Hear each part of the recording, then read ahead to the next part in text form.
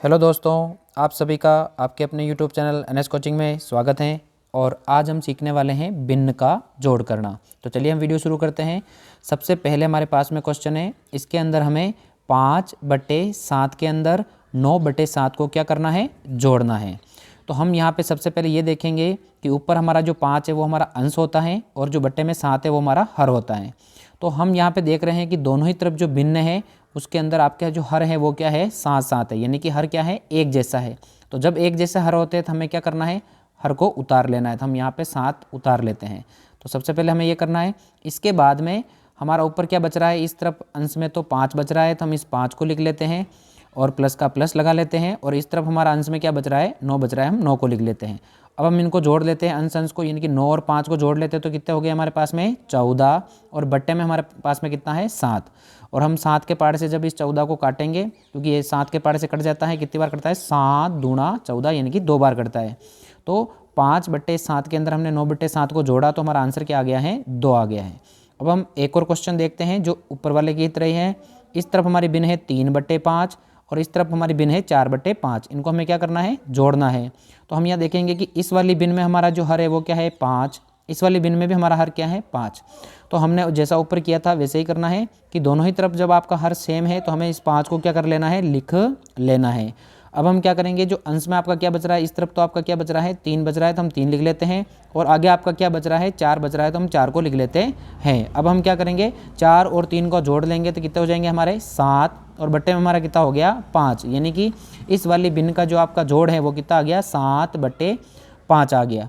अब हम तीसरा क्वेश्चन देखते हैं। इस क्वेश्चन के अंदर हमारे पास में जो दोनों ही तरफ जो हर है वो क्या है, अलग अलग है। यानी कि इस तरफ तो हमारा हर क्या है, 5, और इस तरफ हमारा हर क्या है, 7, यानी कि हर दोनों तरफ अलग अलग है।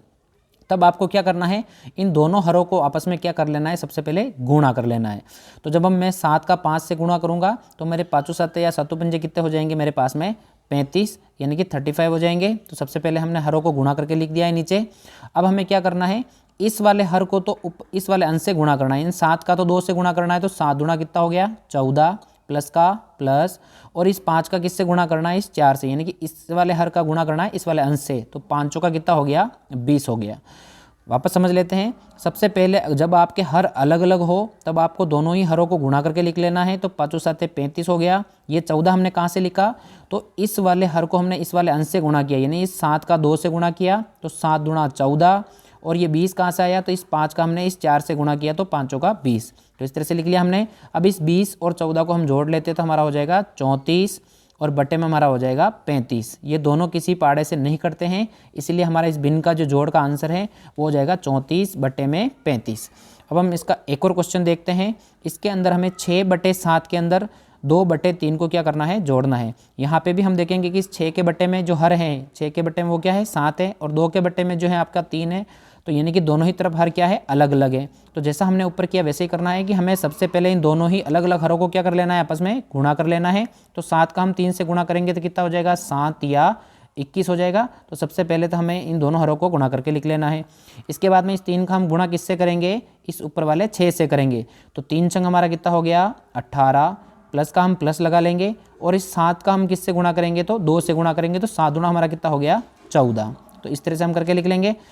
अब हम 14 और 18 को जोड़ लेते हैं तो ये तो हमारा हो जाएगा 32, और बट्टे में हमारा क्या हो जाएगा, 21। यानी कि इस वाली भिन्न का 6/7 और 2/3 का जो जोड़ है वो क्या आ गया, 32, बट्टे में 21 आ गया। अगर ये दोनों किसी पाड़े से कटते हैं तो आपको काट लेने हैं, और नहीं कटते तो यही हमारा आंसर हो जाएगा। तो इस तरह से जब भिन्न में एक जैसे हर हो और जब भिन्न में अलग अलग हर हो तो हम इस तरह से जोड़ सकते हैं। और अगर ये वीडियो आपको अच्छा लगा हो तो वीडियो को आप लाइक करें, दोस्तों के साथ शेयर करें और चैनल को सब्सक्राइब करें। Thank you.